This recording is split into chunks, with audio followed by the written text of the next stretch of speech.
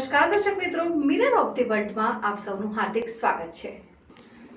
લગ્ન વાંછુક છોકરા સાથે લગ્ન કરાવી મોટી રકમ વસૂલી છેતરપિંડી કરતી ગેંગને ઝડપી પાડતી વડોદરા શહેર પીસીબીની ટીમ।